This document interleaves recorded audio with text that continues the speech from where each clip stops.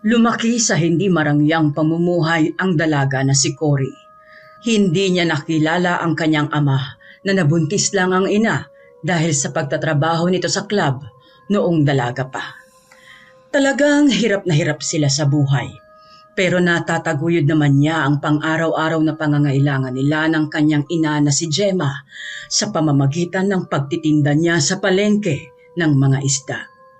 Pero alam ni Cory na para sa kanyang ina ay kulang na kulang pa rin ang kinikita niya dahil sa mga bisyo nito na alak at sugal. Kaya naman, hindi na nabigla pa si Cory nang minsan silang mag-away ng ina dahil sa kulang na perang ibinigay niya rito. Ano? 500 lang ang ibibigay mo sa akin? Sorry, Ma. Iyan lang ho kasi talaga yung sobra sa kinita ko ngayong linggo sa palengke. Bibili pa po kasi ako ng panibagong isda na maibebenta ko sa susunod na araw. Kaya nagtira po ako ng pera para doon. At saka nagtabi na rin ho ako ng kaunting pera para makabili naman po tayo ng bigas at pang-ulam natin. Mabilis na napapikit si Cory ng ibato ng kanyang ina sa kanyang mukha ang perang inabot niya rito.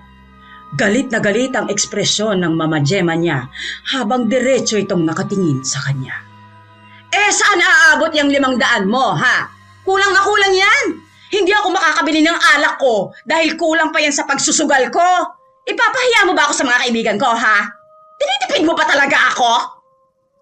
Iyan lang ho talaga yung natira, Mama. Mahina rin po yung kitaan sa palengke. Hindi lang naman po ako ang nag-iisang nagtitinda ng isda roon. Marami po akong kakumpetensya.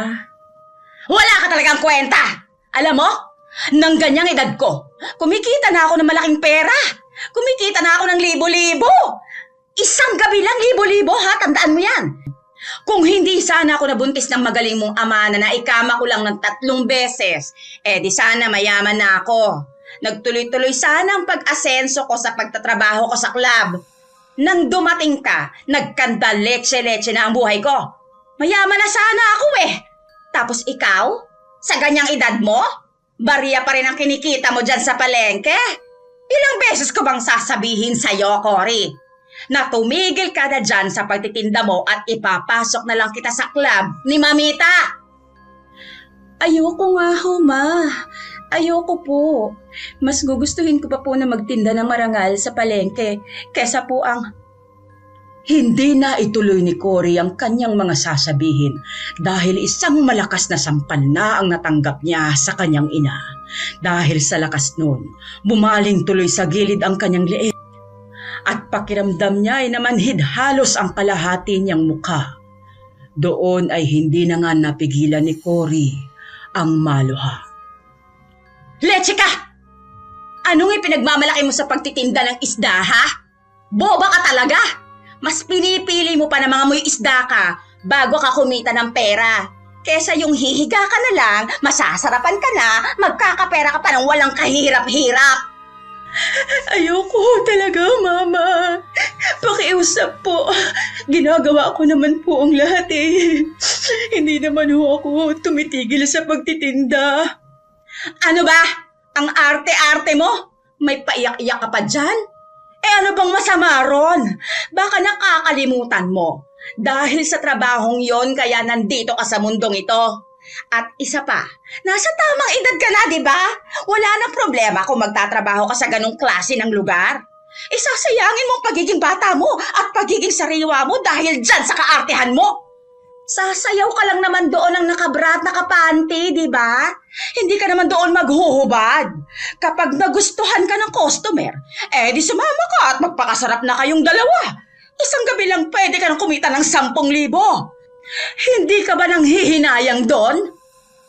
Pero Ma, alam niyo naman po na meron akong boyfriend. Si Dindo ho ang... Aray ko, Ma!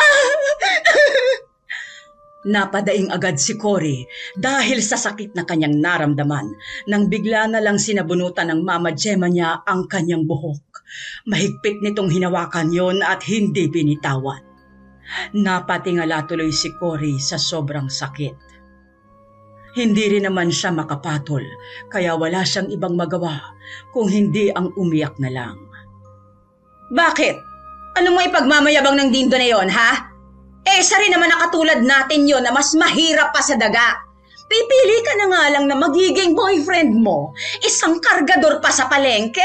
Anong ipapalamon sa'yo niyan? Mag-isip-isip ka, Cory. Mag-isip-isip ka kung ayaw mong mamatay ng dilat ang mata dahil sa gutom. Bukas na bukas din, ha?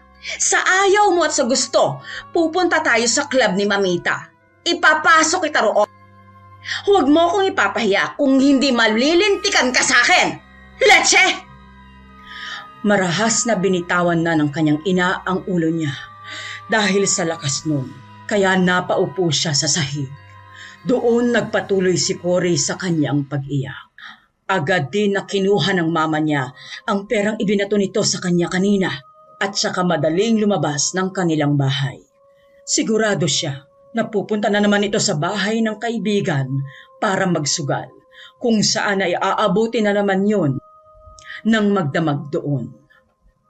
Nanatili na lang si Cory na nakaupo sa sahig habang patuloy pa rin ang pag-iyak ng malala. Ano ba namang klaseng buhay ito? Sarili kong ina, ipapasok ako sa trabaho para magbenta ng katawan. Bakit ba ang malas-malas ng buhay ko? Bakit ko ba nararanasan to? Paano na si Dindo? Kahit na mahirap ang kasintahan ni Cory na si Dindo, masasabi niya na ito na yata ang pinakamabait at responsableng lalaki na nakilala niya. Masipag din ito na katulad niya. Kahit kailan ay walang pinakitang masamang tinapay sa kanya ang kasintahan. Kaya naman, hindi maatim ni Cory na saktan ng damdamin ni Dindo kapag nalaman ng binata na magtratrabaho siya sa club habang may relasyon silang dalawa. Sunod-sunod tuloy na napailing si Cory at agad na pinahid ang kanyang luha. Hindi to pwede. Ayokong mapasok sa ganong klase ng trabaho. Kung kailangan kong umalis dito sa bahay, gagawin ko. Tama. Aalis na ako rito. Hindi ko masisikmura na magbenta ng sarili kong katawan. Kahit kailan, hindi ko gagawin yun. Mabilis na ngang tumayo si Cory. Agad siyang pumasok sa kanyang kwarto at nagmadaling ilagay ang kanyang mga gamit sa isang maliit na bag na madali lang niyang mabibitbit. Pagkatapos niyang mag-impake, walang pagdadalawang isip na umalis na nga siya sa kanilang bahay. Agad siyang tumungo sa palengke kung saan may maliit na barong-barong malapit doon na pinagtutuluyan ng kanyang kasintahan. Nang makarating siya roon, mabilis siyang kumatok ng paulit-ulit. Malalakas at mabibilis ang mga katok niya. Ilang segundo rin siyang naghintay roon hanggang sa tuluyan na ngang buksan ang pintuan ni Dindo. Napansin ni Cory ang gulat na ekspresyon niya nang makita siya. Mahal? Ano ginagawa mo rito ng ganitong oras? Pasok ka. Pagkapasok pa lang ni Cory, bumuhos na agad ang kanyang luha.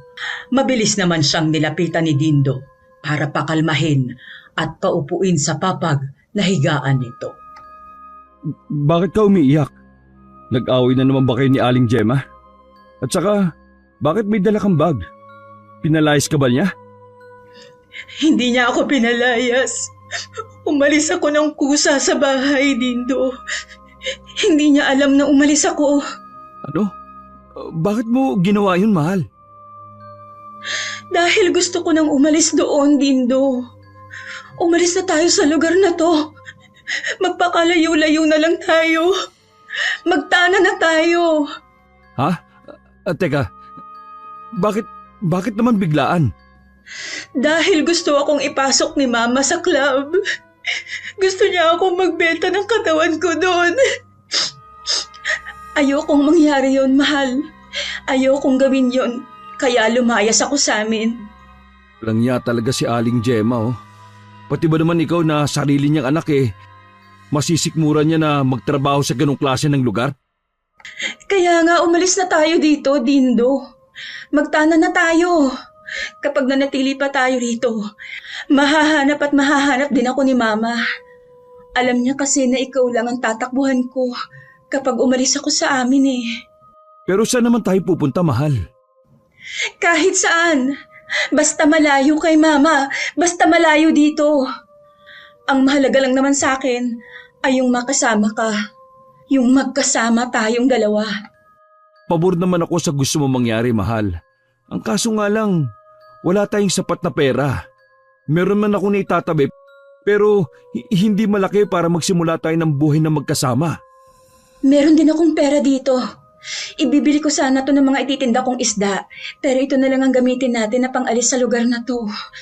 Basta ang mahalaga lang sa akin ngayon ay yung makalayo na tayo rito at yung hindi na ako mahanap ni Mama. O sige, mag-iimpake lang ako, mahal. Aalis na rin tayo ngayong gabi. Salamat, Dindo. Salamat at pumayag ka. Pareho lang tayong gusto mangyari, mahal. Ayoko magtrabaho ka sa ganong klase ng lugar. At ang mahalaga lang din sa akin ay yung makasama kita. Sa madilim na gabing yon ay nagtungo na nga ang magkasintahan sa terminal. Dala lang nila ang kanilang kaunting gamit at kaunting pera. Nagpasya na silang lisanin ang kanilang lugar. Kung saan man sila mapadpad ay wala na silang pakialam pa. Basta ang mahalaga lang sa kanila ay ang makalayo sa lugar na yon at makatakas si Cory sa kanyang ina. Malayo ang kanilang biniyahe na umabot din ng ilang oras. Nakarating sila sa isang liblib na baryo ng probinsya ng Masbate. Gabi na noong bumaba sila ng bus at umalis sa terminal na pinagbabaan nila. Nakahawak si Cory sa braso ni Dindo habang naglalakad sila sa hindi sementadong kalsada. Medyo madilim ang daanan na tinatahak nila dahil karamihan sa mga poste ay malamlam na ang ilaw at mukhang malapit nang mapundi.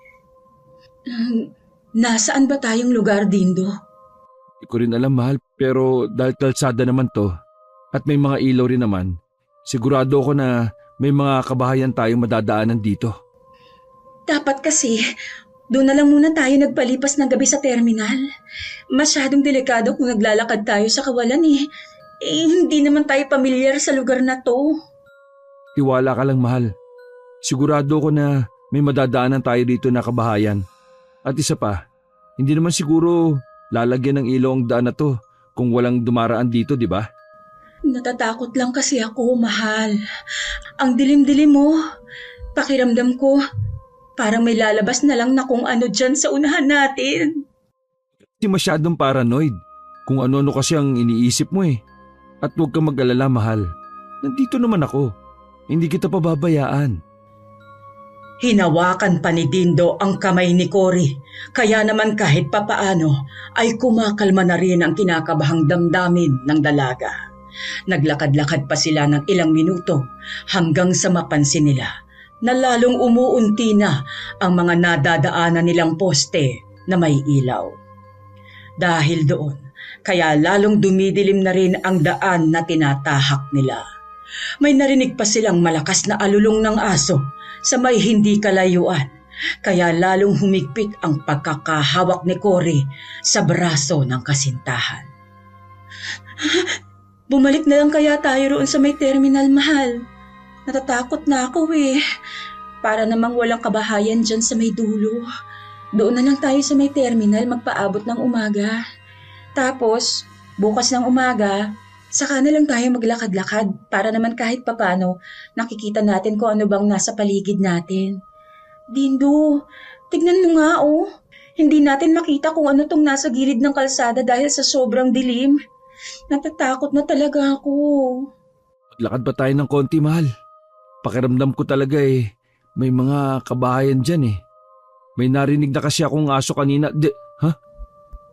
Hindi natuloy ng kanyang kasintahan ang balak nitong sabihin dahil pareho silang natigilan nang may narinig silang kumakaluskos sa damuhan na nasa paligid lamang ng kalsada.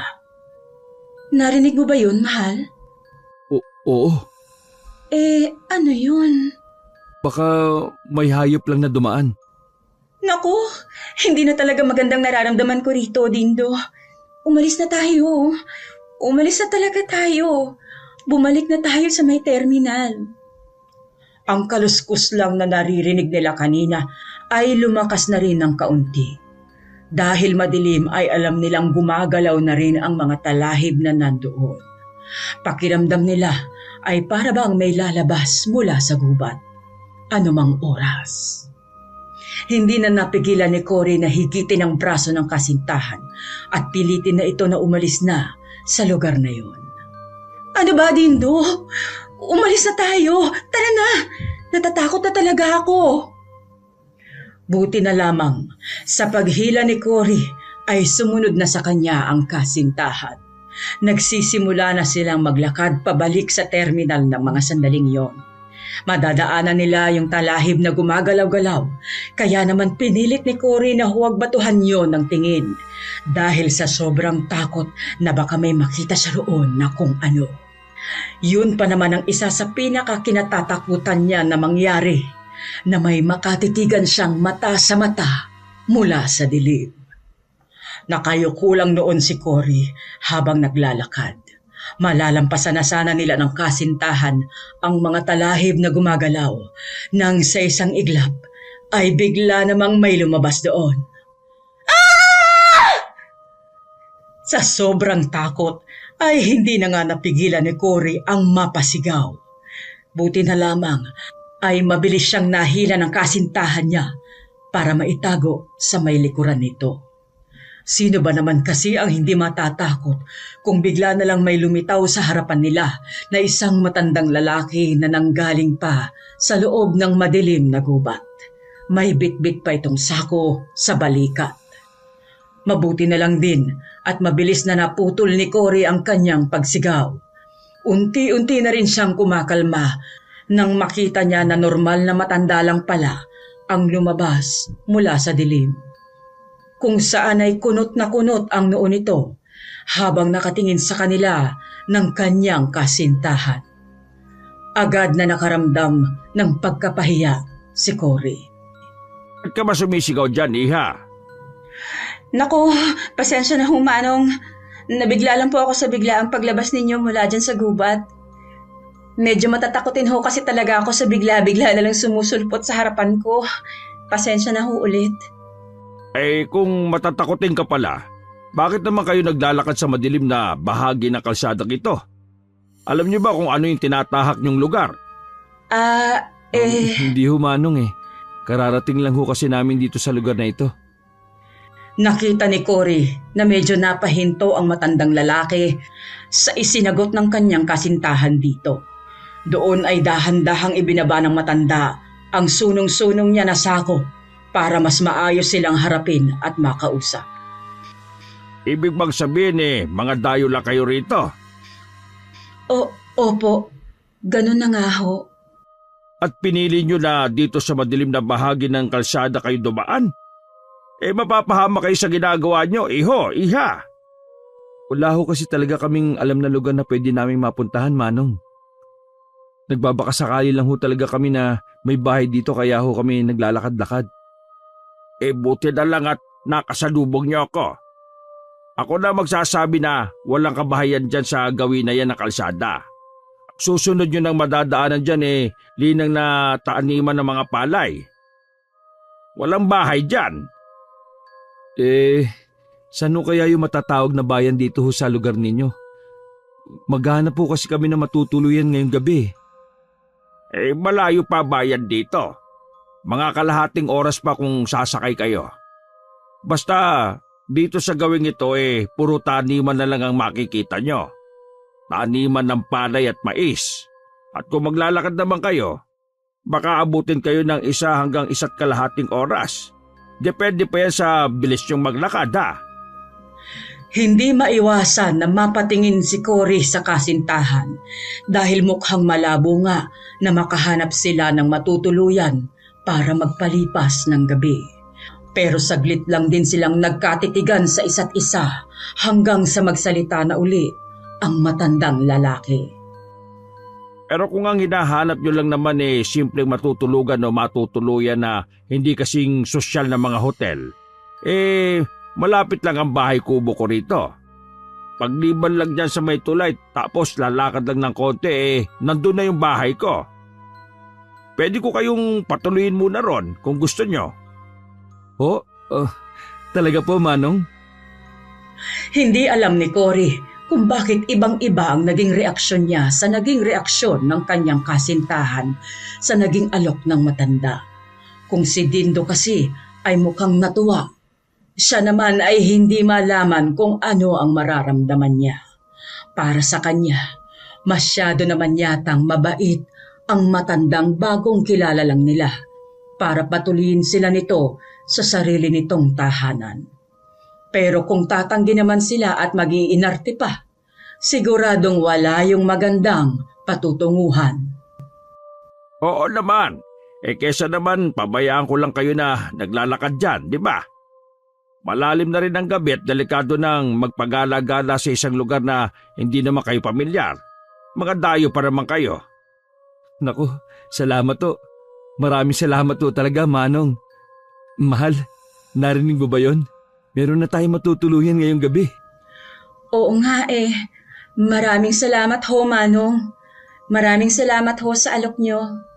Na kahit hindi nyo pa naman po kami kilala, ay patutuloyin nyo agad kami sa bahay ninyo. Mukha naman kasing hindi kayo masasamang loob Mukha naman kayong mabubuting tao. Kaya bakit ako magdadalawang isip na patuloyin kayo? Isa pa, nangangailangan kayo ngayon kaya sino ba naman ako para hindi tumulong, di ba?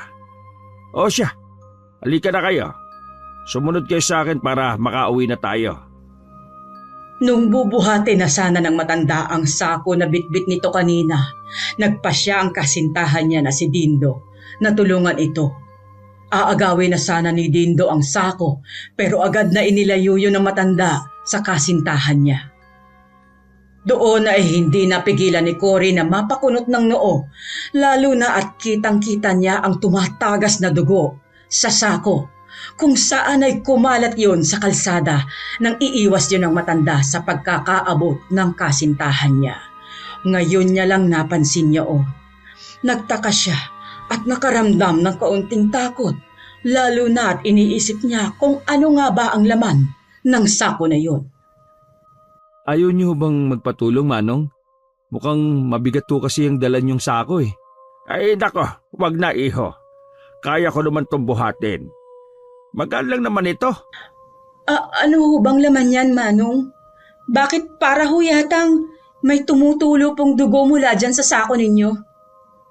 Teka, oo nga no, may dugo nga ho. Malaking sawalang ang laman nito at saka 3 piraso ng ligaw na manok. Nahuli ko dyan sa may gubat. Sawa ho? Wow! Oo, masarap na pang ulam. Kaya huwag ka na mag-alala pa na bitbitin ito. Malalansan ka lang kaya ko naman ito. Halina kayo, sumunod na kayo. Nauna nang maglakad ang matanda sa kanila, kaya naman agad na sumunod lang ang magkasintahan. Dahil nga nahuhuli sila sa paglalakad, hindi maiwasan ni Cory na medyo higitin ng kaunti ang damit ng kasintahan niya para kunin ang atensyon nito. Nang batuhan nga siya ng tingin ng lalaki, doon ay pasimple niya itong binulungan. Sigurado ka ba na ligtas tayo kung sasama tayo sa kanya, mahal? Hindi naman natin siya kilala. Baka mamaya, masamang tao siya. Mukhang hindi naman, mahal. Mukhang mabait nga si Manong Sa tingin ko naman ay intensyon niya lang talaga na tulungan tayo dahil nga malalim na ang gabi. At saka isa pa, magpapalipas lang naman tayo ng gabi sa bahay niya Bukas na bukas din ng umaga, pwede naman na tayo magpaalam sa kanya para maghanap na talaga ng bahay na matutuluyan natin. Hindi naman pwede na sa kalsada tayo matutulog dahil tama rin naman ang sinabi ni Manong. Mapanganib para sa atin na walang alam dito sa lugar ang magpagala-gala sa gabi. Hay! Kung sa bagay, tama ka rin naman, mahal. At saka, kung nangangamba ka, huwag kang mag-alala. Nandito naman ako, mahal Hindi naman kita pababayaan kahit na anong mangyari. Salamat, mahal. Isang buntong hininga na lang ang pinakawalan ni Cory at sinubukan niya nga na pakalmahin ang sarili niya. Matapos nilang lumiban sa tulay na nadaanan nila at kaunting lakad pa, natanaw na nga ni Cory ang isang munting bahay sa may hindi kalayuan. Walang kuryente ang bahay, pero meron yung ilaw na ginagamitan ng solar, kaya kahit papaano ay may tanglaw naman ito sa gabi. O siya, pasok kaya. Huwag kayong mahihiya ha. Maupo kayo kahit saan nyo gusto. Salamat to, Manong. Siya nga ho pala. Ano ho pala yung pangalan ninyo? Pinatuloy niyo ho kami dito sa bahay niyo pero hindi pa ho namin alam kung ano ba yung pangalan ninyo. Kahit kami po hindi pa rin nakakapagpakilala. Nakakaya naman ho. Ako nga po pala si Dindo. Ako naman ho si Cory. Ako naman si Estong. Mang Estong na lang ang itawag nyo sa akin. Kayo na lang ho ba nakatira sa bahay na to, Mang Estong? Yun din ang gustong itanong ni Cory sa matanda. Kanina pa niya kasi nililibot ang tingin niya sa buong bahay, pero napansin niyang wala namang ibang tao na humaharap sa kanila. Nako, oo. Mag-isa lang ako na nakatira dito. Kaya nga malaya ko kayong naaakit na dumito muna dito sa akin. At dahil nga wala naman akong ibang kasama rito. Wala ho kayong asawa at anak? May asawa naman ako pero wala kaming anak. Yung asawa ko, Nagkatinginan si Cory at si Dindo nang mapansin nila na parang hindi gustong pag-usapan ng matanda ang asawa nito. Kaya naman agad silang nakaramdam at nahiya ng kaunti, lalo na si Cory. Nako, pasensya na ho. Hindi niyo naman ho kailangan na sagutin. Salamat, iha. Ay siya nga pala, mag-asawa ba kayo? Bakit kayo napadpad sa maliit na baryo na ito? Saan ba talaga kayo nagmula? Taga-syudad ho kami, pero hindi naman ho kami mag-asawa. Magkasintahan lang ho kami na nagtanan. Nako, uso pa naman ang tanan-tanan na yan ano?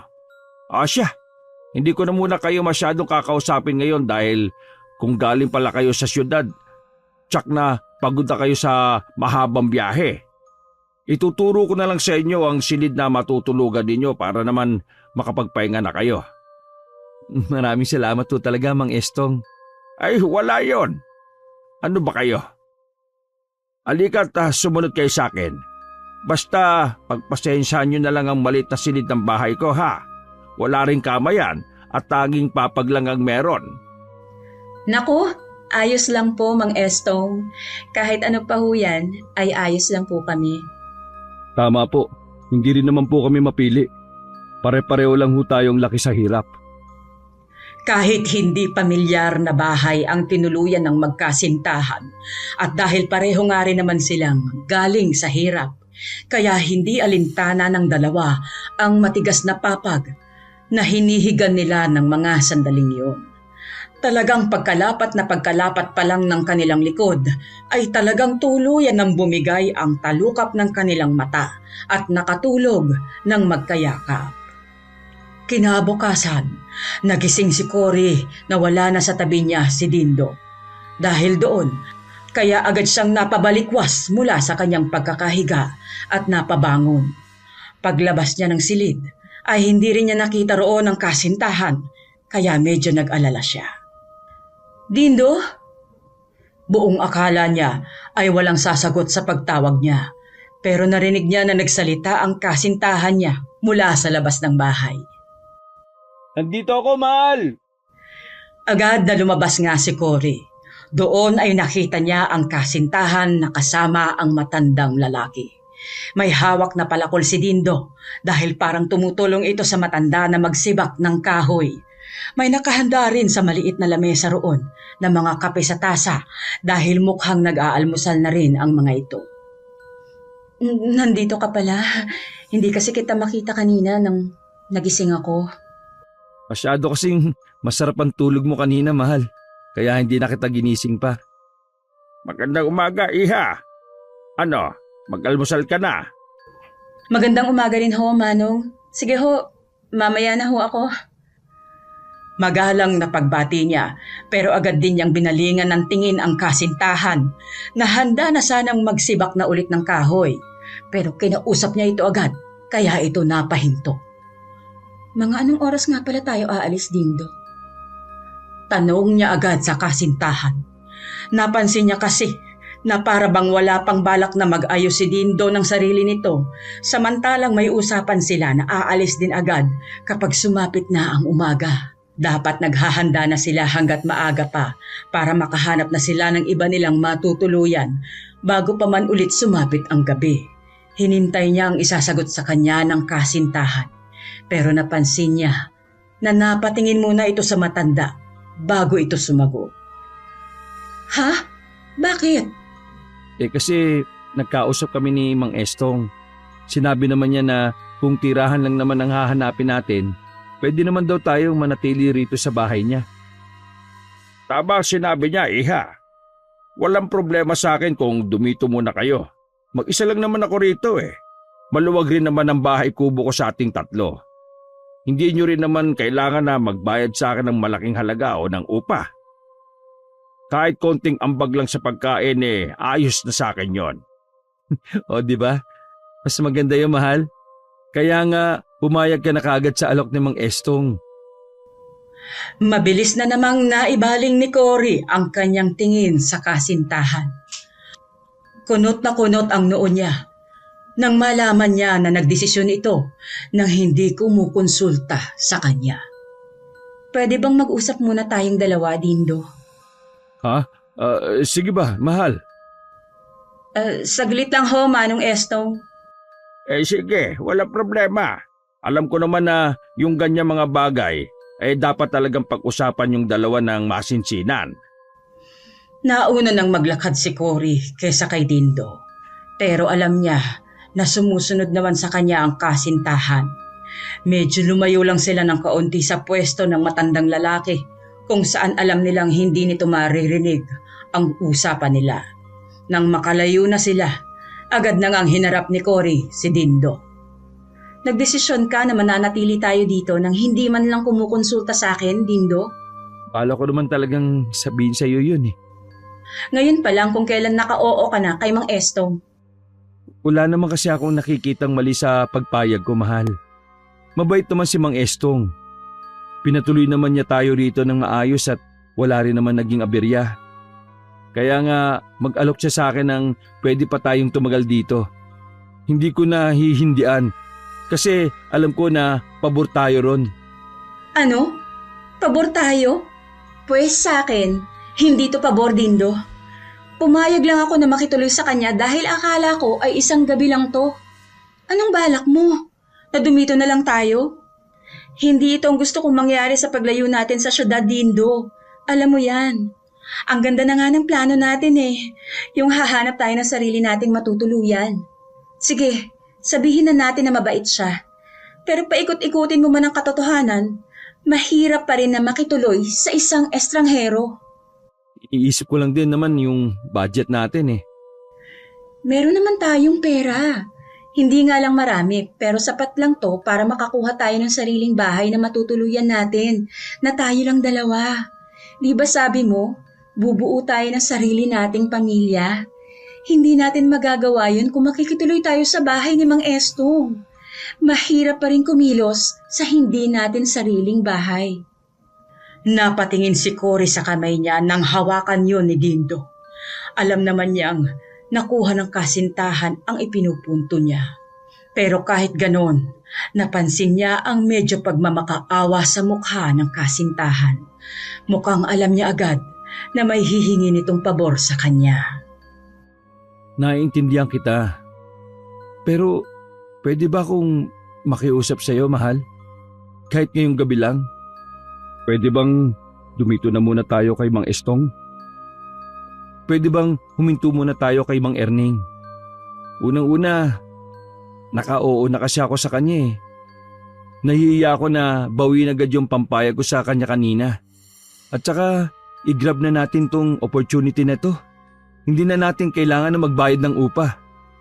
Nasasayang kasi ako sa alok na matanda kung hindi natin tatanggapin. Isipin mo, habang nandito tayo, makakaipon na tayo ng dagdag na pera bago tayo tuluyang bumukod na. Pwede ba yun, mahal?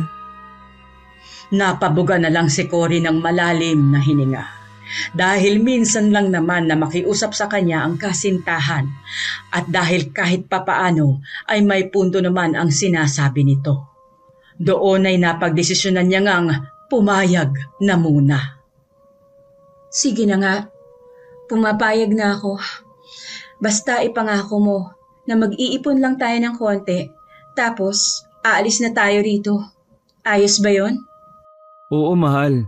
Bukas na bukas nga maghahanap na ako ng trabaho Ituturo daw sa akin ni Mang Estong yung palengke rito na pwede kong mapaghanapan ng trabaho. Sige, aasahan ko yan, Dindo. Pagbalik nila sa pwesto ng matanda, agad na nga nilang ipinaalam dito ang pagpayag nila na manatili pa sa bahay nito ng ilang linggo. Tama naman ang desisyon nyo na manatili pa. Alam ko naman kasi ang hirap ng isang magkasintahan na nagsisimula pa lamang. Tapos, nagtaanan lang kayo. Tsak na wala talaga kayong sapat na pera. Ang intensyon ko lang naman ang makatulong. Biglang natigilan ang lahat. Hindi rin natuloy ng matanda ang balak niyang sabihin nang sabay-sabay nilang narinig ang malakas na pagkalabog sa may isang maliit na tila bodega na hindi kalayuan sa pwesto nila. Napatingin doon si Cory at si Dindo. Napatitig ang dalaga sa bodega na yon na walang bintana pero may mga butas ng kaunti ang dingding. Napagawi rin ang tingin niya sa may pinto na may isang malaking kahoy na inilalagay doon bilang panlak o pansara. Hindi rin nakaligtas sa paningin ni Cory na mayroon ding nakabalot na kadena roon. Para ba yung sinaraduhan ng maayos? Ngayon lang nakita ni Cory at Dindo na meron palang bodega roon. Siguro ay hindi nila yon napansin kahapon dahil madilim na ang paligid. May bodega pala ho dyan, Mang Estong? Saka, narinig niyo ho ba yon? Para hong may kumalabog sa loob. Nako, buti at napansin nyo ang bodega na yan. Muntikan ko nang makalimutan na sabihin sa inyo at pagbawalan kayo na wag kayong lalapit muna sa lugar na yan, ha? Ho? Bakit ho? Ano bang meron dyan? Meron kasi dyan na nakapasok na malaking ahas. Isang araw ko na rin hinahanap at binabantayan na lumabas ulit pero hindi ko mahanap-hanap Dahil nga hindi ako makapasok sa loob. Hindi ko kasi mahanap yung susi ng kandado. Kaya sobrang delikado na lumapit kayo dyan. Cobra pa naman yung ahas na nakita ko. Nakakatakot naman ho. Oo nga Pero tsak na hindi agad lalabas ang ahas na yon. Sa init man naman ng panahon ngayon baka dyan na muna yan mamahay. Basta ang akin lang, wag na wag munang lalapit dyan, ha? Sige ho, Mang Estong, wala kang problema.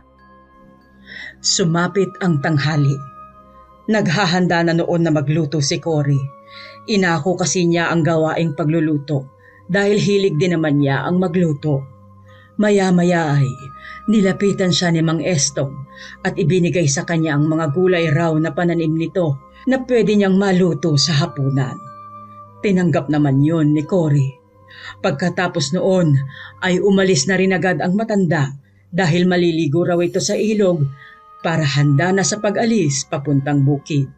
Pagkakain ng kanilang tanghalian, sumama rin ang kasintahan niya sa matanda dahil sasabay na rin daw ito sa pagligo.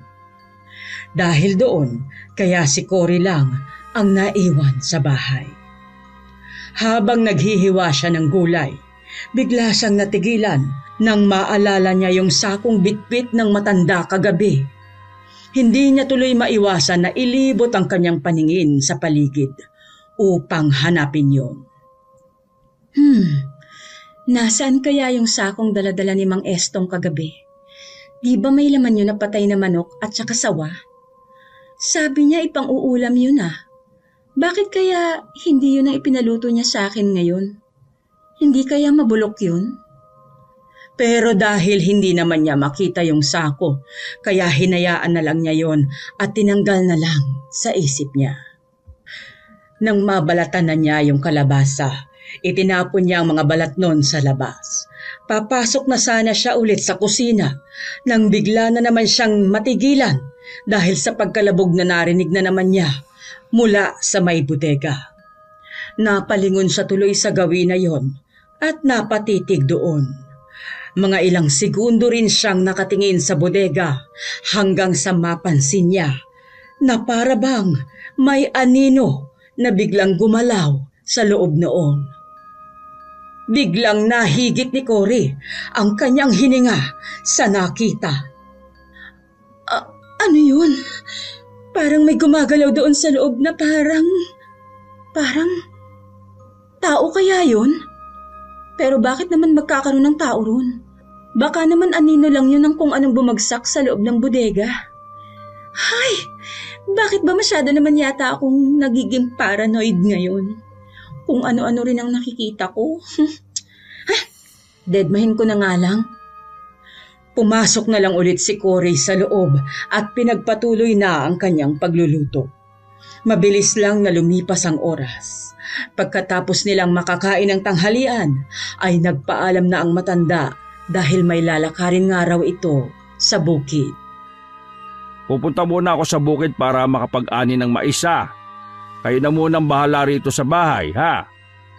Sige ho, Mang Estong. Kami na ho ang bahala rito ni Cory. Bukas pa naman ho kasi ako maghahanap ng trabaho eh. Ay, ganun ba? Ay, sige. Babalik din ako mamayang gabi. Mag-ingat ho kayo, Mang Estong. Salamat, iha. Huwag niyo kakalimutan yung billing ko, ha? Huwag na huwag kayong lalapit sa kubo na yon. Susunod do kami, Mang Estong. Huwag ho kayong mag-alala. Pagsapit ng gabi, ay bumalik na rin ang matanda mula sa trabaho nito sa bukid. Gaya ng una nilang makita si Mang Estong, may bitbit na naman ito na sako. Kapansin-pansin na mukhang mas malaki ang laman noon kaysa sa nakita nila kagabi. Napansin din agad ni Cory ang tumutulong dugo sa sako na yon. Mukhang may huli na naman ho kayong hayop, Mang Estong ah. Ay nako, hindi no. Wala to. Aso lang ito na nasagasaan kanina sa kalsada. Aso ho? Kawawa naman. Oo nga eh. Nakakaawa naman kung masasagasaan lang ulit. Kaya naman inilagay ko na rito sa sako at iuuwi ko para mailibing ko na maayos. Grabe, ang bait nyo naman ho, Mang Estong. Kung sa iba-iba yan eh, baka pinabayaan na ho yan. Ay nako, tama ka dyan. Sumapit na ang pangalawang gabi ng magkasintahan sa bahay ng matanda. Pagkatapos nilang kumain ng hapunan, ay nagpasya na rin sila na magpahinga na. Bukod kasi sa maagang araw ang matanda para bumalik sa bukid bukas, aalis na rin ang kasintahan ni Cory na si Dindo para naman maghanap ng trabaho sa bayan. Akala ni Cory, magtutuloy-tuloy ang tulog niya kagaya noong unang gabi niya roon. Pero sa hindi niya malaman na dahilan, bigla na lamang siyang naalimpungatan sa gitna ng gabi. Nang tignan niya ang relo niya na umiilaw, doon niya nakitang pasado 3:00 pa lang pala ng madaling araw. Babalik na lang sana siya ulit sa pagtulog, ngunit agad na napakunot ang noo niya nang may marinig siyang tunog ng kadena mula sa labas. Ano yun? Parang may tao sa labas. Dahil nakadikit ang papag na hinihiga nila ni Dindo sa dingding at dahil gawa sa sawali iyon, kaya may mga butas iyon na pwede niyang pagsilipan. Saktong pagsilip niya roon, hindi niya akalain na abot tanaw niya lang pala roon ang bodega. Ngunit hindi roon napako ang paningin ni Cory. Biglang kumunot ang noo nito nang makita niya roon ang matandang lalaki. Nakatalikod si Mang Estong sa gawin niya, kaya hindi niya makita kung ano ba ang ginagawa nito. Pero dahil naririnig niya ang pagtunog ng kadena, kaya alam niya na may ginagawa ang matanda roon. Natanaw niya rin sa lupa yung sako na wala ng laman. Ngunit sa pagkakatanda niya ay doon nakalagay yung patay na aso. Sa sobrang pagtataka niya ay napatanong tuloy siya sa kanyang isipan. Ano kaya ang ginagawa ni Mang Estong doon ng ganitong oras? Mukhang wala naman siyang balak na pumasok sa loob ng bodega. Pero bakit niya kaya ginalaw yung kadena ron? Pinipilit niya kaya yun na buksan? Sa huling pagsilip ni Cory, tama nga ang hinala niya na hindi naman pumasok sa loob ng bodega ang matanda. Paano nga ba naman ito makakapasok? Gayong sinabi naman ng matanda na wala nga siyang susi sa kubo na yon. At nang makita niya nga na papasok na ulit sa bahay si Mang Esto, bumalik na rin siya mula sa maayos na pagkakahiga niya sa papag. Mabilis din naman siyang nakabalik mula sa kanyang pagkakahimbing kung saan ay medyo mataas na ang sikat ng araw nang magising siya. Nauna ulit na magising sa kanya si Dindo. Siguro ay dahil maghahanap nga ito ng trabaho ng araw na yon. Kaharap na rin ng kasintahan niya sa lamesa ang matandang lalaki na unang nakakita sa paglabas niya ng silid. Ising ka na rin pala, iha. Halika na at sumabay ka na sa amin ng kasintahan mo na mag-almusal. Salamat ho. Umupo siya sa tabi ni Dindo na agad din siyang hinarap. Kaya mo ba na mag-isa lang dito sa bahay, mahal? Oo nga, iha. Kaya mo ba? Oo naman ho. Sanay naman ho talaga akong mag-isa. At saka, ano ka ba naman, Dindo? Para namang hindi mo alam na kaya ko yon. Hindi ba? At mag-isa lang din naman ako nagtitinda dati sa palengke. Oo nga pala. Pasensya na, mahal ah. Ikaw lang kasi. Sinabi ko naman sa'yo na gusto ko rin na maghanap ng trabaho. Ikaw lang ito na may ayaw. Alam mo naman na ayaw ko talagang pinagtatrabaho ka. Napilitan lang akong pumayag noon kasi pinag-aanap ka ni Aling Gemma ng pera. Tama rin naman ang kasintahan mo, iha. Mas maganda kung dumito na lang muna kayo sa bahay. Hayaan mong ang mga kasintahan mo ang kumilos para sa'yo. Tama ho yan, Mang Estong. Yun naman ho talaga ang bala ko eh. Ang maging isang mabuting may bahay na lang siya. Natapos ang saglit na pag-uusap nilang lahat tungkol sa trabaho. Patapos na rin silang kumain ng mga sandaling yaon nang hindi maiwasan ni Cory na tanungin ang matanda tungkol sa nakita niya kagabi. Wala naman siya talagang balak na magtanong ngunit parang hindi niya mapigilan na usisain niya on. Siya nga pala, Mang Estong. Nakita ko ho kayo kaninang madaling araw sa tapat ng bodega. Hindi nakaligtas sa paningin ni Cory ang paghinto ng matanda sa balak nitong pagsubo ng pagkain dahil sa sinabi niya. Gising ka ba nun, iha? Paano mo ako nakita? Medyo naalimpungatan lang po ako. Narinig ko po kasi yung pagtunog ng kadena, pero hindi naman ho kayo nakapasok. Ano ho palang ginagawa niyo doon? Akala ko ho ba ay delikado na lumapit doon? Ano kasi, kaninang madaling araw ko kasi inilibing yung patay na aso sa may gubat. Habang nag-uukay ako, may nakita akong susi. Iniisip ko na baka yun na yung susi ng bodega na naihulog ko na lang kung saan. Kaya ayun, sinubukan ko ron sa kadena. Ang kaso nga lang, hindi naman nabuksan kaya ibig sabihin hindi yun yung susi para doon. Ganun ho ba? Kaya po pala. Nang sumapit na ang mag-aalas 7 ng umaga, ay sabay na ngang nagpaalam ang matanda at ang kanyang kasintahan kung saan ay pinabaunan pa siya nito ng halik at kaunting paalala. Dahil siya na nga ang naiwan doon ng mag-isa, naisipan na muna ni Cory na maglaban na lang ng ilang mga damit, lalo na at wala naman siyang ibang gagawin.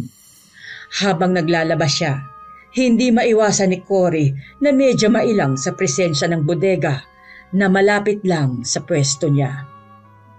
Yung lumang poso kasi kung saan siya naglalaba ay kaunting dipa lamang mula sa nakasaradong bodega. Hindi alam ni Cory kung guni-guni lang ba ang naririnig niya. Pero mayroon talaga siyang naririnig na kumakaluskos sa loob ng bodega. Ano ba kasing kumakaluskos na yun sa loob ng bodega na yan? Para namang hindi kayang gumawa ng ganyang tunog ang ahas ah. Pero kung hindi ahas yun, ano naman kaya yun? Hindi na lang sana papansinin pa ni Cory ang munting kaluskos na narinig niya at magpapatuloy na lang ulit sana siya sa paglalaba. Pero may kakaiba na naman siyang naramdaman. Pakiramdam ni Cory ay may nakamasid sa kanyang bawat paggalaw. Hindi lang doon nagtapos yun dahil agad na naman siyang natigilan nang marinig niya na para bang may nabaling sanga sa paligid niya. Masyadong malakas ang tunog na yon sa pandinig ni Cory kaya alam niyang hindi nakalalayo ang gumawa ng tunog na yon. Iniisip niya na baka may tao sa paligid na nanunood sa kanya. Dahil doon, mula sa kanyang pagkakaupo sa bangkito, mabilis na siyang tumayo at saka napalingon sa may paligid. Sa hindi niya inaasahan na pangyayari, sa paglibot niya ng tingin, may nakita siyang isang lalaki. Matandang lalaki yaon na tumakbo papalayo. Biglang kinabahan si Cory. Kumpirmado niya nga na may taong nakamasid sa kanya, kaya ganun na lang ang nararamdaman niya kanina. Imbis na balutin ng takot si Cory, walang pagdadalawang isip na hinabol niya ang matanda sa loob ng gubat. Teka lang! Sino ka? Bakit mo ako minamatsagan? Manong! Hoy! Huminto ka, Manong! Sa mga ganoong pagkakataon, alam ni Cory na hindi ligtas ang pagsunod niya sa matandang lalaki sa loob ng gubat. Pero dahil naunahan na siya ng kilos kaysa ang mag-isip muna, kaya hindi na niya nakontrol ang sarili niya. Teka lang! Tumigil ka! Tumigil ka, Manong! Harapin mo ako! Sino ka ba? Bakit mo ako pinapanood? Nalaman siguro ng matanda na hindi titigil si Cory sa paghahabol sa kanya. Kaya naman, unti-unting bumagal ito sa pagtakbo. Siguro, dahil may edad na rin ang estrangherong lalaki, kaya agad itong napagod at hinarap si Cory. Huminto na rin sa pagtakbo si Cory. Pero nang matanaw niya ang mukha ng lalaki, bumalot agad sa sistema niya ang takot. Paano ba naman kasi may malaking peklat ang matandang lalaki sa noo nito na umabot hanggang sa kaliwang mata. Kahit na gusto ni Cory na mas lumapit pa sa matandang lalaki, mas pinili niya na huminto na rin at lagyan ng malaking agwat ang pagitan nila ng matanda. Sino ho kayo? Bakit niyo ho ako minamatsagan? Sino ka rin ba, Iha? Gusto ko rin malaman kung bakit nasa pamamahay ka ni Estong. Anong ginagawa mo sa pamamahay niya? Nakikituloy ho kami ng boyfriend ko sa kanya. Kilala niyo ho ba si Mang Estong? Ay, kasama ka pa bang iba? Nakaramdam ng kaunting inis si Cory dahil bawat tanong niya ay sinasabayan din ito ng tanong. Wala tuloy siyang makuhang matinong sagot mula rito, kaya hindi na rin niya sinagot ang estranghero. Umalis na kayo sa pamamahay niya, Iha. Mali ang pinapasok niyong lugar. Maling-mali. Binabalaan ko kayo. Umalis na kayo sa lugar ni Estong. Ho? Bakit ho? Basta, umalis na kayo sa lugar niya. Mapanganib siyang tao. Huwag kayo magpadala sa kabaitan na ipinapakita niya dahil hindi yun totoo. Sige na, umalis na kayo hanggat kaya niyo pa. Halata ang pagbabala na may kaunting takot sa boses ng matanda. Nang sabihin niya yon, bago ito muling tumakbo paalis. Naiwan naman si Cory na nakatulala lamang habang pinapanood na unti-unting mawala sa paningin niya ang matandang estranghero. Punong-puno siya ng katanungan sa kanyang utak sa sobrang pagtataka sa nangyari. Bakit ganun ang sinabi ng matanda sa akin? Kilala niya ba si Mang Estong para masabi niya ang mga ganung mga bagay? Ibig bang sabihin ay masamang tao talaga si Mang Estong? Pero sino ba dapat ang paniwalaan ko sa dalawa? Kailangan ko tong sabihin kay Dindo. Nang makabalik na nga si Cory sa bahay ng matanda, ay tinapos niya na agad ang ginagawa niyang paglalaba. Nagsasampay na siya noon nang matigilan na naman si Cory dahil sa narinig niyang pagkalabog mula sa bodega. Muntika na nga siyang mapatalon sa sobrang gulat dahil mas malakas ang kalabog na yon sa mga nauna niyang narinig. Para bang may kumukuha sa pansin niya, kaya naman mabilis na naman niyang naibaling ang tingin doon at napatitig. Ano bang nasa loob ng bodega na yan? Bakit parang mas malaki pa sa ahas ang nandoon? Hindi yata ako matatahimik nito kung hindi ko yun titignan.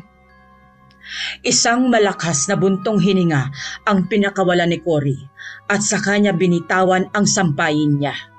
Kahit ramdam niya ang kaunting pagkabog ng kanyang dibdib habang dahan-dahan na siyang naglalakad papalapit, ay hindi niya na yon ininda pa. At tuluyan na siyang makakalapit sa may bodega nang matigilan siya dahil sa boses ng kanyang kasintahan na tinawag ang pangalan niya. Cory?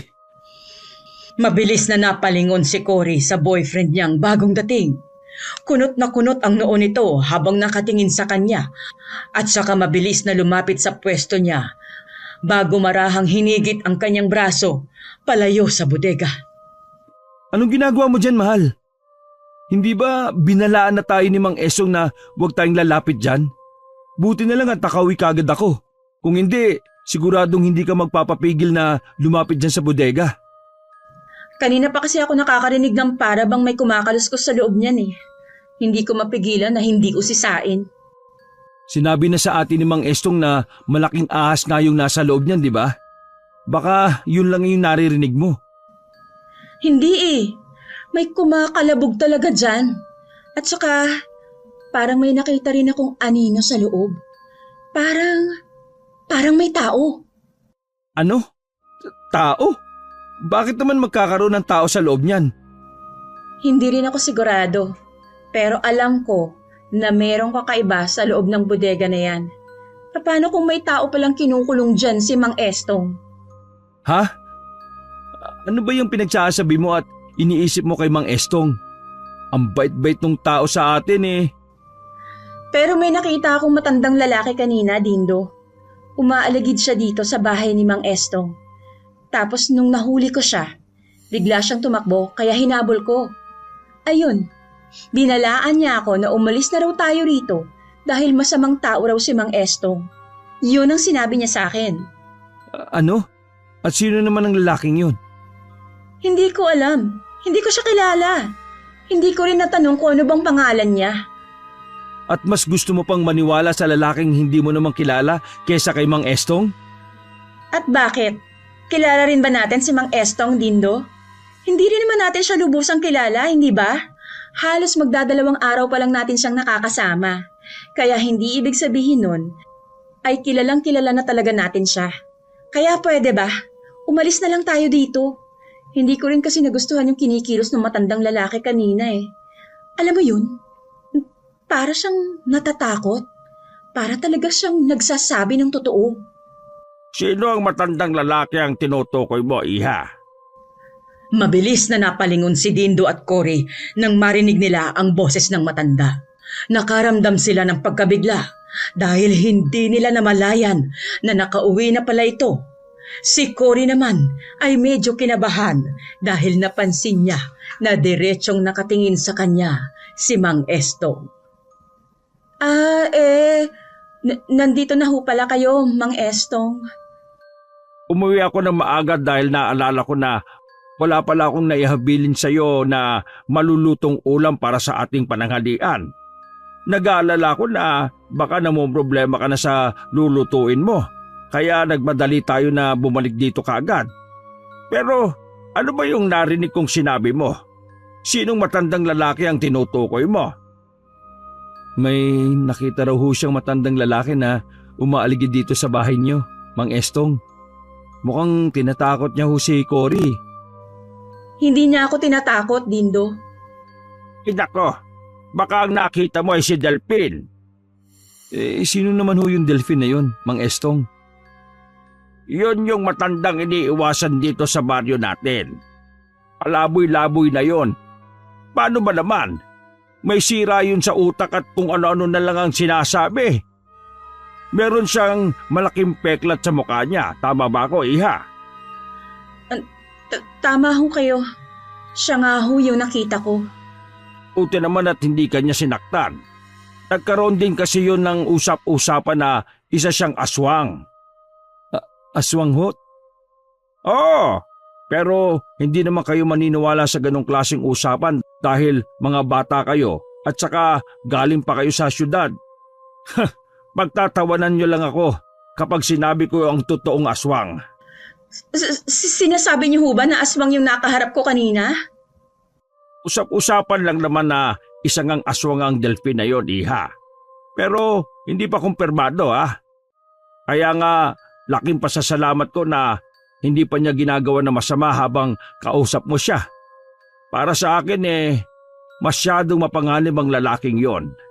Akala ko nga wala na siya rito sa lugar namin. Yung pala nandito lang siya sa paligid at umaali-aligid. Buti na lang pala at walang nangyari masama sa iyo, mahal. Tapos, mas gusto mo pang paniwalaan na matandang yon, samantalang may sira naman pala yung sa utak. At may posibilidad na aswang siya. Tama ang kasintahan mo. Laking pasasalamat na hindi kanya nasaktan kung nagkataon. Baka nagaya ka na naman sa mga taong bigla namang nawawala rito sa baryo at hindi na nahahanap pa. Hindi na nakaimik pa si Cory. Kung totoo ngang aswang ang matandang nakaharap niya, ibig sabihin ay may posibilidad na napahamak pala siya kanina. Buti na lamang talaga at walang nangyari sa kanyang masama. Ngunit hindi rin naman maiwasan ni Cory na alalahanin ulit yung pangyayari na yon. Sa pagkakatanda naman kasi niya, maayos naman ang pananamit ng estranghero. Malayong malayo ang itsura nito kung tunay nga itong palaboy, katulad ng sinabi sa kanila ni Mang Estong. Pero kahit ganun pa man, ay hindi na lang siya kumontra pa. Inisip niya na mukhang nagsasabi rin naman ng totoo si Mang Estong, lalo na at itong tagaroon sa lugar na yon ng matagal na panahon. Wala rin naman itong rason para magsinungaling kung sakali. Kinagabihan sa hindi na naman malaman na dahilan ni Cory, bigla na naman siyang nagising sa kalagitnaan ng gabi. Naalimpungatan lang siya, kaya balak niya sanang bumalik na rin agad mula sa pagkakahimbing. Pero agad siyang napabangon ng makapa niya na wala sa tabi niya ang kasintahan na si Dindo, nang balak niya sana itong yakapin. Dindo? Mabilis pa sa isang kisap mata na napabangon si Cory at nakita nga niya na bakante ang hinihigan ng kanyang kasintahan. Alam niya na walang rason para umalis si Dindo sa kanilang silid, lalo na't meron naman silang arenola na mapag-iihian. Dahil doon, kaya naman walang pagdadalawang isip na bumangon na nga si Cory para lumabas. Kinuha din niya sa may pako ang nakasabit na maliit na flashlight doon para gamitin na pananglaw dahil wala nang ilaw sa buong bahay. Sa paglabas niya sa may sala, wala rin doon si Dindo. Dindo? Dindo, nasan ka? Wala siyang narinig na sagot. Sunod naman niyang tinungo ang silid ng matanda na halos katabi lang din ang kwarto nila. Dahil wala namang pinto ang kwarto ni Mang Estong at tanging kurtina lamang ang tumatabon doon. Kaya hinawi na lang niya yon para masilip niya ang looban. Doon ay napakunot ang noo ni Cory dahil hindi rin niya nakita ang matanda. Ha? Pati si Mang Estong wala sa kwarto niya. Nasaan kaya siya? At saka, nasaan ba si Dindo? Magkasama kaya sila? Nakakaramdam na ng kaba si Cory. At dahil hindi niya nga mahanap ang matandang lalaki at ang kasintahan niya, kaya naman nagpasya siya na lumabas na ng bahay. Kahit alam niyang madaling araw pa lang at medyo madilim ang labas, hindi na niya ininda pa yon. Ang mahalaga para kay Cory ay ang mahanap si Dindo. Paglabas niya, ang una agad na nahagip ng ilaw ng flashlight ay ang nakabukas na pintuan ng bodega. Natigilan si Cory nang makita yon. Teka, bakit nakabukas yung pintuan ng bodega? Akala ko ba'y hindi yun nabubuksan? May nangyari kaya na hindi ko alam habang natutulog ako. Dahil napuno ng pagtataka at kuryosidad si Cory kung bakit ba bigla na lang nabuksan ang bodega. Kaya naman nagpasya siya na lapitan muna yon. Nasa may bungad pa lang siya ng bodega ay naaamoy niya na agad ang babaho at malansang amoy na umaalingasaw mula sa loob noon. Muli siyang nagpatuloy sa pagpasok at agad na tinanglawan ang paligid ng bodega. Nakita niya na wala naman palang halos laman ang loob noon bukod sa isang papag na higaan. Mga naglalakihang drum na mukha namang walang laman. Pero ang mas kapansin-pansin sa loob noon ay ang lalong paglakas ng masangsang na amoy. Ano bang amoy yun? Bakit ang baho? Ang sangsang? Sobrang lansa! Ang sunod na tinanglawan ni Cory ay ang sahig ng bodega. Agad niyang nakita roon ang mga mansya ng dugo sa lupa. Hindi rin nakaligtas sa kanyang paningin ang nakakalat na balahibo ng mga manok. Ano bang klaseng lugar ito? Humakbang pa ng kaunti si Cory. Pero sa sumunod na hinakbangan niya, mayroon siyang naramdaman na parang kung ano na natapakan niya. Hindi niya masabi kung matigas ba yun o malambot o kung ano ba talaga yun. Dahil doon, kaya naman agad na niyang tinanglawan ang kanyang paanan, kung saan ay agad na namilog ang kanyang mga mata at napaupo siya sa lupa, kasabay ng malakas niyang pagsigaw.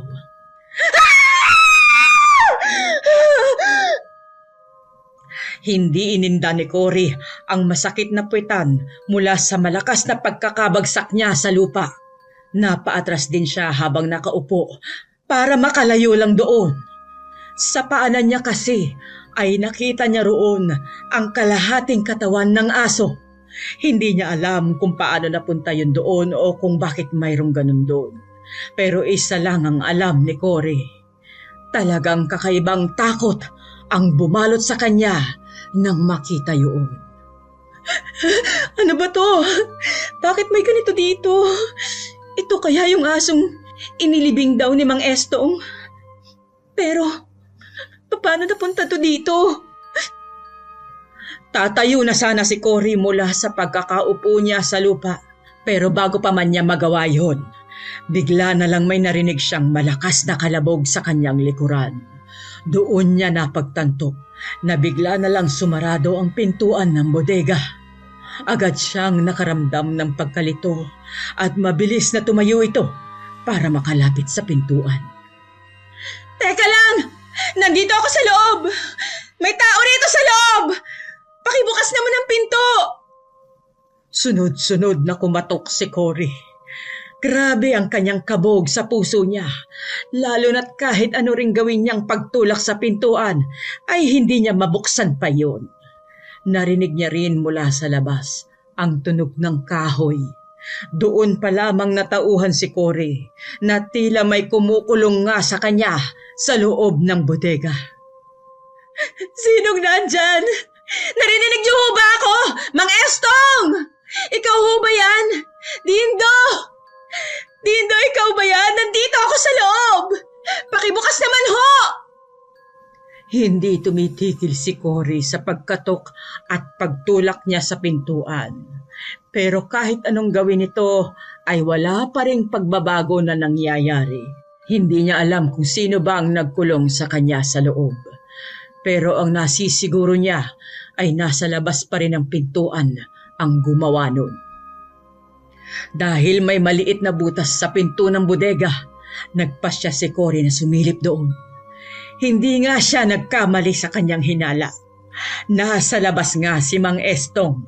Unti-unti nang nakararamdam ng takot si Cory, lalo na't kitang-kita niya na mukhang sinadya ng matanda na ikulong siya sa loob.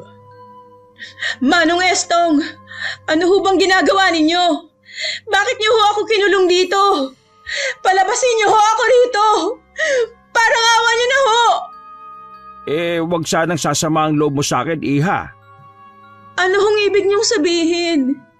Kailangan ko lang tong gawin dahil mas malaga sa akin ang asawa ko. Baka biglang mapurnada pa yung pagkain ng asawa ko.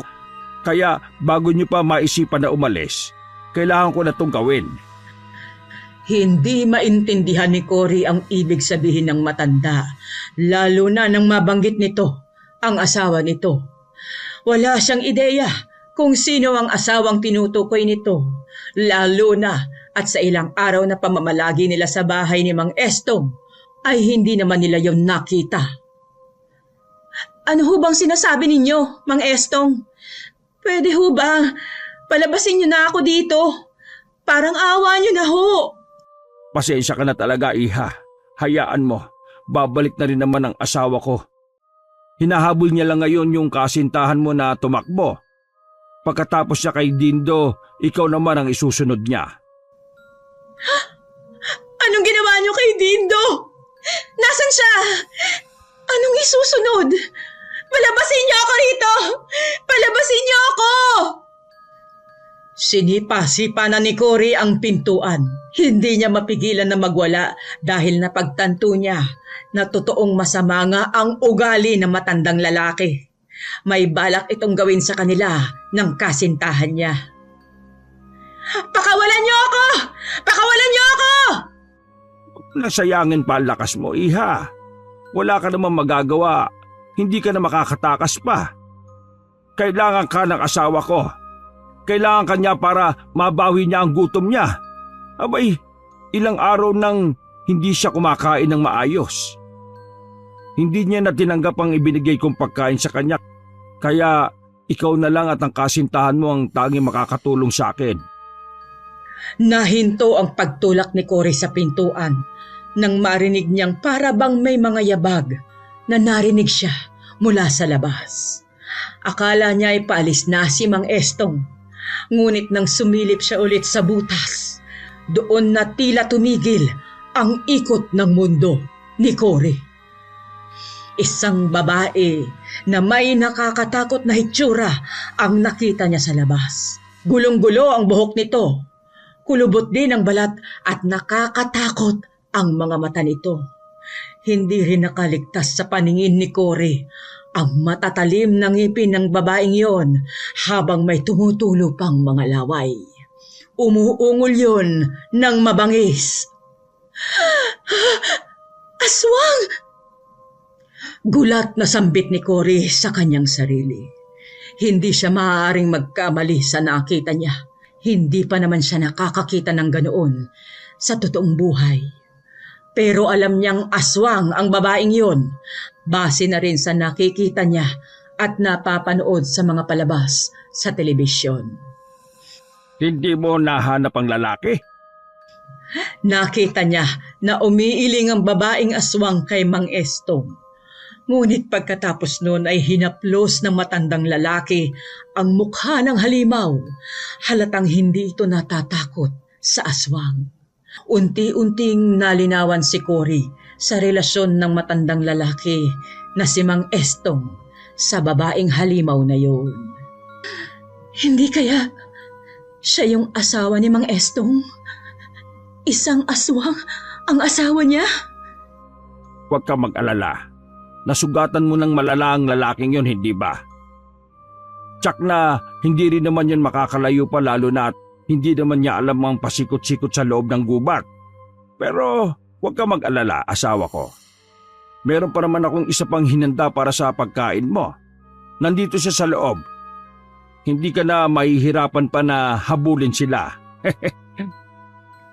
Nang marinig ni Cory na parang tinatanggal na ng matandang lalaki ang kahoy na nakaalbat sa pintuan ng bodega, doon na siya dahan-dahang napaatras palayo sa pintuan.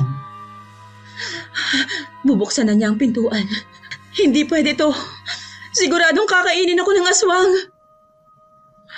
Agad na nataranta na naman si Cory. Mabilis niyang pinatay ang hawak niyang flashlight at agad siyang nagtungo sa may mga naglalakihang drum sa mga gilid ng bodega.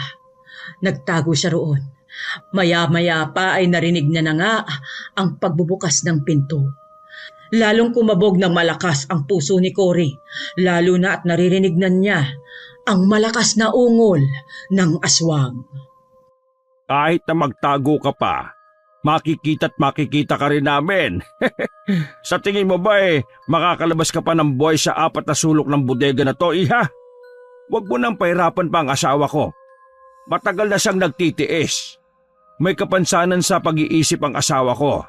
Hindi na siya bumalik pa sa dating anyo niya bilang tao. Alam mo ba, ganun kahirap na ikulong ko siya sa bodegang ito? Mahirap. Pero mas gusto ko pa na nagrarasyon na lang sila ng pagkain niya sa araw-araw. Kaysang mamatay siya sa labas dahil sa mga taong gusto siyang patayin. Kaya nakikiusap ako. Huwag mo na yang pahirapan pa. Nagtitimpi si Cory na hindi sumagot sa matanda, pero napilitan siyang sagutin ito. Kung may sira sa pag-iisip ang asawa mong aswang, pues, may sira ka rin sa pag-iisip, Mang Estong. Napakasama mo para kunin ang loob namin ni Dindo para may maipakain sa asawa mo. Kagaya ka lang din ng asawa mong halimaw. Tatanggapin ko ang lahat ng sinasabi mo ngayon dahil wala naman akong pakialam pa, lalo na at alam kong mamamatay na rin ang asawa ko. Sayong-sayo na siya. Pwede mo na siyang kainin. Nagulat si Cory nang isang malakas na ungol na naman ang pinakawala ng halimaw. Sumilip siya sa kaunting siwang sa pagitan ng mga drum na pinagtataguan niya, kung saan ay doon niya nakita na naglalakad na papalapit sa kanya ang aswang. Alam niya na kapag nanatili pa siya sa lugar na yon, tiyak na mamamatay siya. Dahil doon, lakas loob na tumayo na nga si Cory sa pinagtataguan niya at sa kanya mabilis na pinagtutumba ang mga drum na yon na naging dahilan kung bakit napaatras ng kaunti ang aswang. Hindi mo ako makakain! Hindi mo ako mapapatay! Mabilis na tumakbo si Cory sa kabilang bahagi ng bodega. Ngunit hindi pa man siya nakalalayo, ay mabilis nang lumitaw sa may harapan niya ang halimaw. Agad na nahigit ni Cory ang kanyang hininga nang sakali ng aswang ang kanyang leeg. Ramdam niya ang pagbaon ng matatalas nitong mga kuko. Mas nakita rin niya ngayon ng malapitan ang nakakatakot na mukha nito. Bitiwan mo ako! Umungol ulit ang aswang, kaya ngayon ay mas nakita niya ang matatalim na ngipin nito. Nakadagdag na naman yon sa takot na nararamdaman niya. Kainin mo na siya, asawa ko! Patayin mo na siya! Pagsawaan mo mga laman loob niya! Walang pipigil sa'yo! Napansin ni Cory na gumalaw na ang isa pang kamay ng aswang, kung saan ay mukhang balak na nitong itusok ang matatalas nitong kuko sa kanyang tiyan. Kaya naman ginawa ni Cory ang lahat ng makakaya niya para mapigilan yon. Kahit nahihirapan siyang kumilos, ay pinigilan pa rin niya ang kamay nito. Naluluha na ang dalaga dahil pakiramdam niya ay katapusan niya na talaga ng mga sandaling yun. Ngunit isang boses ang nagpabalik sa kanya ng pag-asa. Cory! Nakita niya ang pagpasok ni Dindo sa loob ng bodega. Pansin niya na duguan ang tagiliran nito. Pero agad din niyang natanggal ang tingin sa kasintahan niya dahil napunta ang kanyang atensyon sa isang matandang lalaki na pumasok din sa bodega. Siya yung kausap niya sa gubat. Ang matandang pinagmukhang masama ni Mang Estong sa kanilang dalawa ni Dindo. Itiwan mo ang babaeng yan. Kung hindi, ito na ang katapusan mong halimaw ka. Huwag kang makialam dito, Delphine. Masyado ka talagang pakilabero. Walang iya ka talaga, Estong. Talagang hindi pa rin tumitigil ang kahayupan mo para lang pangalagaan ang asawa mong halimaw. Dahil asawa ko siya. Pero mali ang kumitil ka ng buhay ng mga taong walang kakayahan na labanan ka. Lalo na mga kabataang tulad nila. Wala kang pakialam. Umalis ka na kung ayaw mong madagdagan pa yung peklat sa mukha mo. Hindi mo na ako matatakot. Hawakan mo si Estong. Bata, ako ang lalaban sa aswang na yan. Haharang pa sana si Mang Estong kay Mang Delphine, pero mabilis nang hinawakan ni Dindo ang matandang lalaki. Dahil nga batak noon sa pagbubuhat sa palengke ang kasintahan ni Cory, kaya hindi naging mahirap para sa lalaki ang pigilan ng matandang si Estong. Nakalapit na si Delphine sa gawin ni Cory, kung saan ay kitang-kita niya na may inilabas ang matanda na para bagang latigo.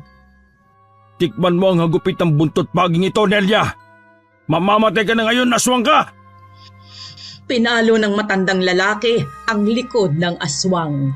Tila kakaibang sakit ang naramdaman ng aswang, kaya mabilis nitong nabitiwan si Cory. Agad na bumagsak sa sahig si Cory habang hinahabol niya ang sarili niyang hininga. Umungol ng malakas ang aswang. Nelia, asawa ka! Bitiwan mo ko! Bitiwan mo ko! Pilit na kumakawala si Estong sa pagkakakapit ni Dindo, pero hindi pa rin ito makawala. Susugod na sana ang aswang kay Delphine, ngunit mabilis itong nahampas ang katawan ng aswang gamit ang buntot pagi. Muli na naman na nagwala ang aswang. Napaluhod na ito sa lupa. Narinig na lang ni Cory ang pagbunot ng itak ng matandang lalaki. Sa kabila noon ay naririnig din niya ang sigaw ni Mang Estong.